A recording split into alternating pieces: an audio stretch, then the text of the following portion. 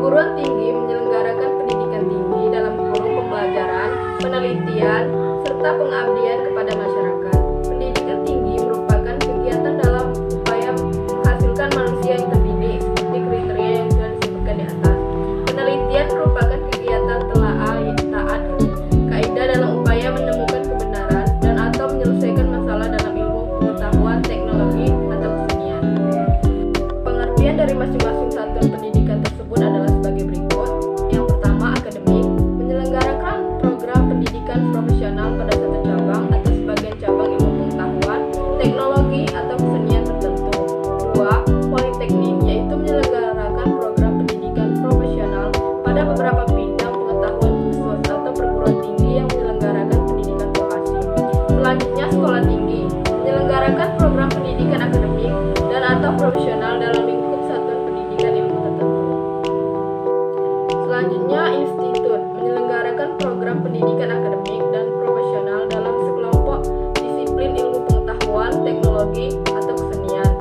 Yang selanjutnya, universitas, menyelenggarakan program pendidikan akademik dan atau profesional dalam beberapa disiplin ilmu pengetahuan, teknologi, dan atau kesenian tertentu. B. Menyelenggarakan pendidikan tinggi.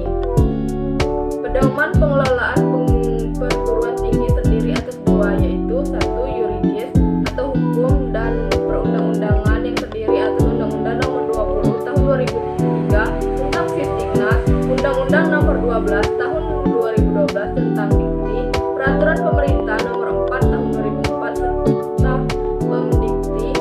Dua, teori-teori dan ilmu pengetahuan berupa buku dan karya ilmiah atau jurnal hasil penelitian.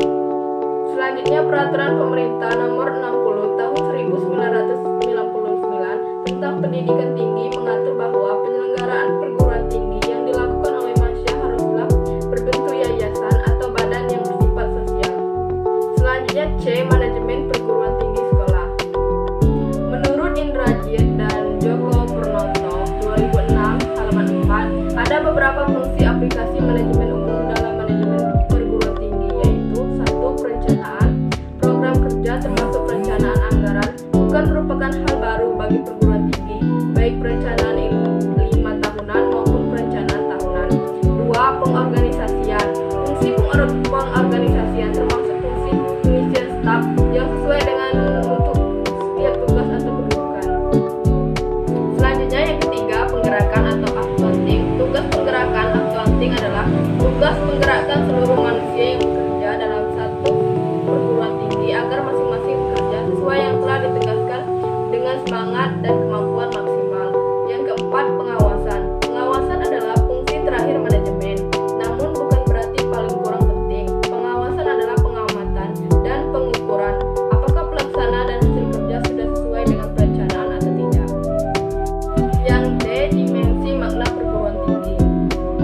Yang pertama, dimensi etis. Universitas dikenal sebagai pusat kreativitas dan pusat penyebaran ilmu pengetahuan, bukan demi kreativitas sendiri, tapi demi kesejahteraan umat manusia. Yang kedua, dimensi keilmuan. Dimensi perguruan tinggi adalah dunia ilmu pengetahuan.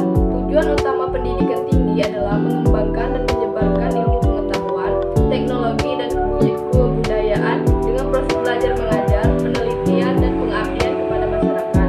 Yang ketiga, dimensi pendidikan. Di dalam proses pembelajaran, mahasiswa diusahakan menjadi orang yang mau belajar terus-menerus. Yang keempat, dimensi sosial. Penemuan ilmiah dan penemuan teknologi telah menciptakan pertumbuhan ekonomi dan industri yang sangat besar. Yang kelima, dimensi korporasi. Perguruan tinggi memberikan jasa kepada masyarakat berupa pendidikan tinggi dalam bentuk proses belajar mengajar dan penelitian. Selanjutnya, perguruan tinggi dan tantangan globalisasi.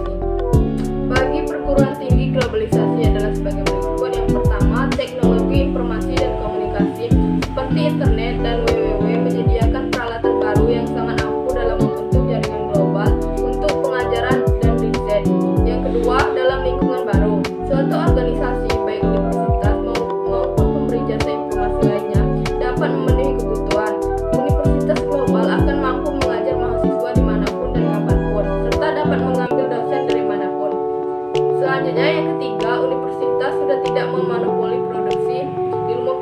pengetahuan. Mereka harus bersaing dengan menyediakan jasa informasi dan pengetahuan lainnya yang tidak memerlukan kampus dengan segala fasilitas lainnya.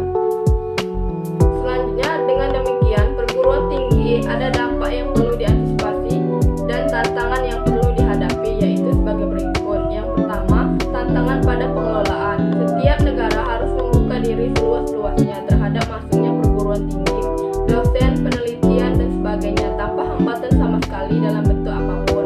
Yang kedua, tantangan pada proses belajar mengajar. Globalisasi ternyata mengubah cara belajar mengajar dari bertatap muka dan melalui hubungan personal antara dosen dan mahasiswa menjadi maya dan non-profesional melalui internet dan video jarak jauh. Menurut Dunker 30 dari sekarang, kampus universitas bersara akan menjadi barang peninggalan. Yang ketiga, tantangan pada pendidikan nilai.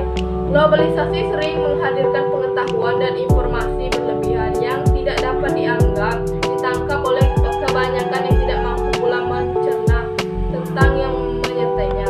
Sehingga hidup dalam alam globalisasi merupakan risiko dan mengubah identitas seorang